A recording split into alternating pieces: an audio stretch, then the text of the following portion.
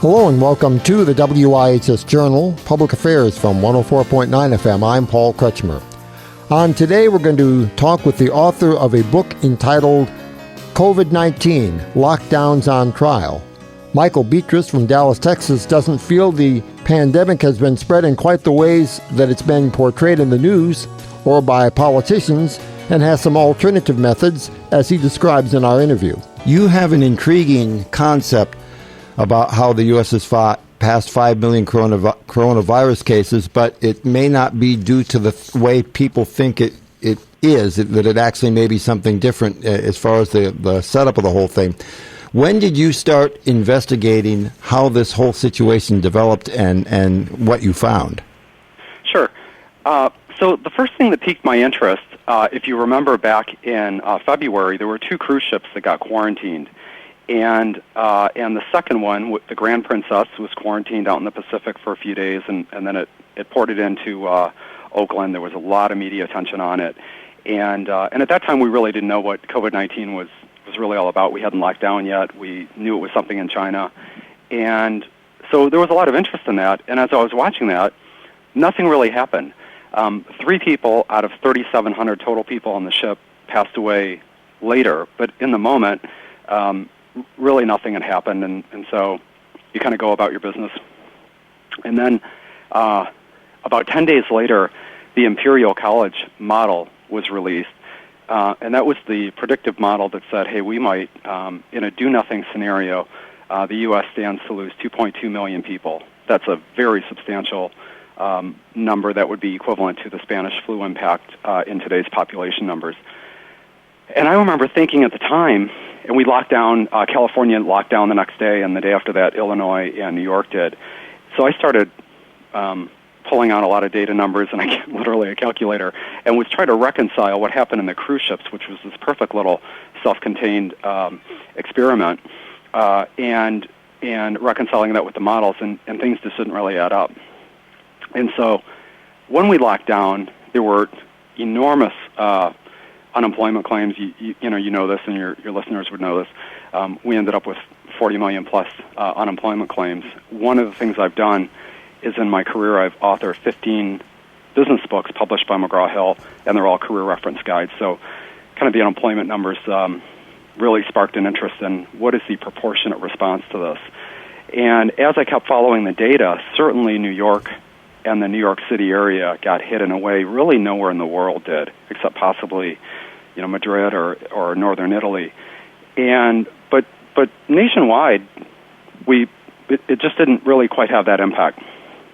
And so I woke up on April 6th and just decided to write a book on it. And it took me about 4 weeks to finish, and then went through an arduous publishing process with Amazon after it was initially censored and banned to get it up and get it published. I'll want to know in a few minutes about what Amazon did after we cover some more ground in the introduction to what we're talking about here right now, which is all part of our broadcast. I remember myself hearing about coronavirus reports coming out of China through the BBC World Service way back in November or December.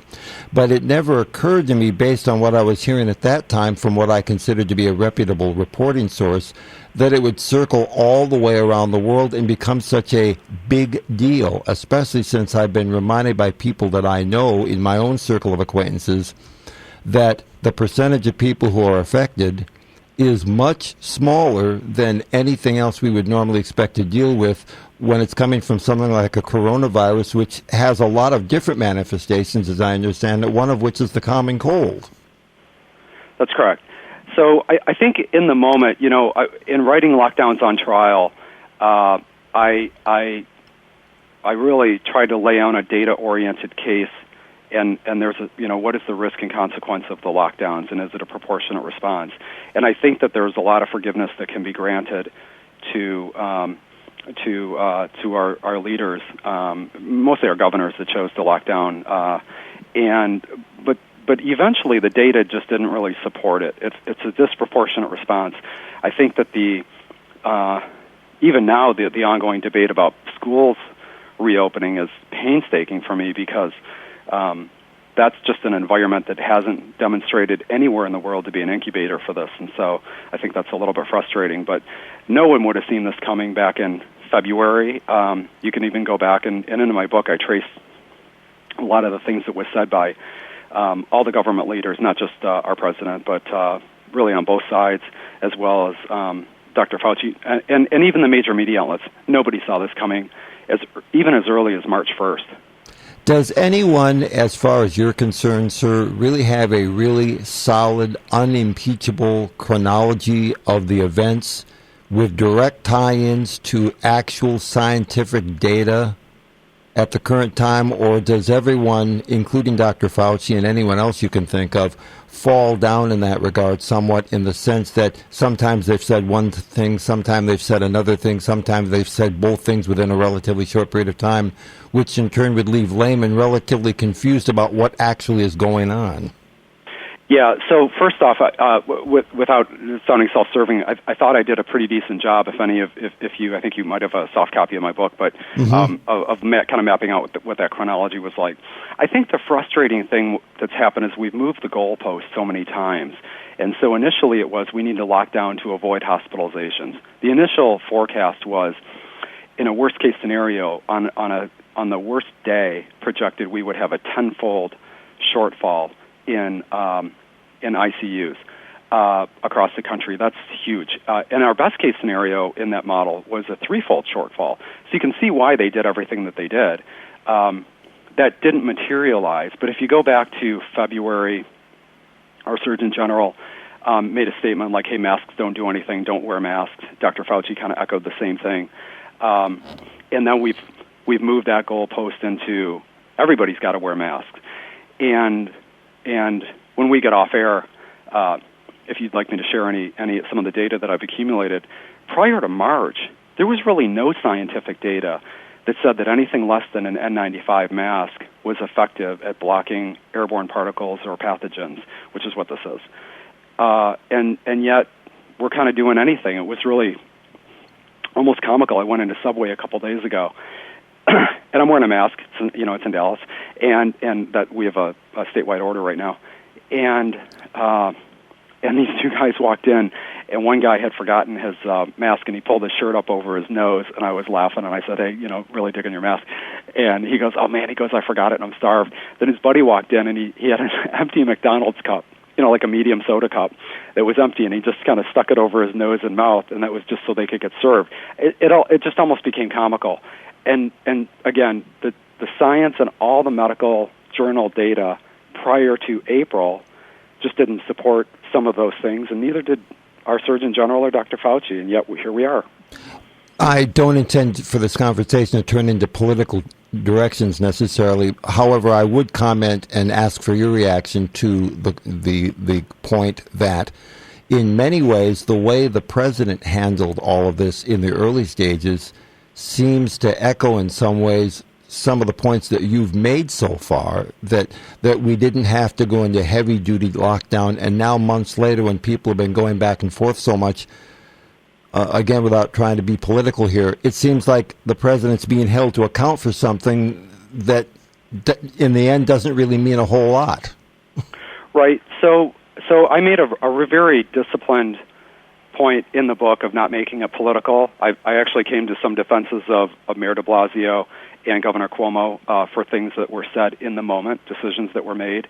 And so I did, not a path I really want to go down. I don't think this needs to be a political one. Mm-hmm. What I'd say is that if you take away some of the noise, the president's job in this, the federal government's rather, was really twofold. It was, they needed to secure our borders. What that means is stopping the flights and stopping the influx of people from China and from Europe when they became hotspots. They did that. They needed to make sure that resources were available for the states. For all the drama that came around that, no state was ever short based on federal government's lack of response. So is it fair to say then that once the chief executive closed off the airline passageway and all that he could basically step back away and let the internal medical and political leaders handle it from that point on, because he'd done his job and now it was theirs internally? Well, that was his declaration, right? His declaration was states need to make their own decisions, and there was a wide variety of reactions or how different governors handled it, right? Everybody, if you follow this thing, Kristi Noem in South Dakota became kind of the face of no lockdowns, and we're going to do as relaxed as we can. And California kind of took the opposite approach of that, and so did New Jersey and in some of the states. And to be fair to New Jersey, the leaders there, in your state too, Connecticut, as well as New York, that area got hit in a way nobody else did, and so I'm not passing too much judgment on that. It's when the data started to emerge. For example, right now, I mean, the fact that your state, I'm not sure exactly what's going on with schools, but there really isn't anything measurable even happening in Connecticut right now. Like, you guys seem to be really through it. They seem to be holding the line insofar as decisions have been made at the Ned Lamont administration. But on the other hand, the schools are going back and forth as to whether to open completely, open partially, have some students at home on virtual, through Zoom and so on, and others in the classroom, all the way to everyone has to stay at home and everything has to be done via the internet. No sports, no extracurricular activities, right. No cheerleading, no drama class or national the National Society that students belong to, and they have very high academic standards, and so on. So there's a lot of dust in the air, I guess I could say, and not much of it necessarily is settled yet. I feel like, and I made a big point of this in the book, I feel like right now our government leaders are, to a decent extent, they're sort of at the mercy of the media right now. And so I don't think anybody without a lot of fortitude is willing to make that decision and say, hey, we're going to go first. I mean, Kristi Noem did it, and to an extent, Governor DeSantis in Florida had kind of held his own, so did Governor Kemp down in Georgia. But just for some context, we've had I'm looking at the data right now, exactly 100 children or 17 and under people that have died from COVID-19, or at least with COVID-19. In all likelihood, they had underlying conditions. It just statistically hadn't happened anywhere in the world. But in that same time period, there were about 30,000 other deaths of that same age. It's just a very small percent to make these judgment calls. I mean, the sin of this from an education perspective is, you can kind of absorb missing a few months of a history class or an English class, and you can kind of catch up, or if you miss it, it won't be the end. But these classes that graduate on each other, things like our math, biology, all the different math disciplines, math classes, biology, chemistry, those classes build on another. And if the kids' educations are compromised now, if the parents aren't stepping in with extra tutoring, it'll just be very difficult for them to catch up, and there just doesn't seem to be a data reason to support it. The bottom line for Governor Ned Lamont is, I don't want students to lose another school year. Is that a fair viewpoint in your opinion based on what you just said? Yes, I think that, and the data supports that Connecticut should probably get back to normal. I mean, the one thing we know about the virus, and I actually think that's true all over the country, the one thing we know about this is we know exactly minus some outliers, who's really vulnerable. And so you've got a median age that's hovering at or above life expectancy. You've got 3 or 4 known underlying conditions. If you're under 50 and you're not obese, you're at hardly any risk whatsoever. Obesity is the runaway number one underlying condition in people that are under 50. If you don't meet some of those, everybody should embrace kind of getting back to normal. And if you do, there should be some protective care there. You should take care of yourself and kind of keep yourself a little insulated for a while. Thank you very much, Michael Beatrice, for being available to talk to me today. Thank you. Thank you so much. For further information about Michael Beatrice and COVID-19 lockdowns on trial, call us at 860-346-1049. The opinions expressed are those of the participants, not necessarily those of the staff or management of this station. I'm Paul Kretschmer, the WIHS Journalist Public Affairs from WIHS.